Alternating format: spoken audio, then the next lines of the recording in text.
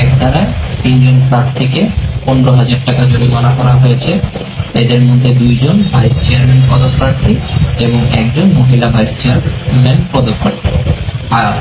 উপজেলা নির্বাচনের পূর্বে, টেকনাফ উপজেলায় শান্তিপূর্ণ ও সুষ্ঠু নির্বাচনের পূর্বে আমরা যথাসম্ভব আচরণ বিধিমালা যথাযথভাবে পালনের চেষ্টা করব।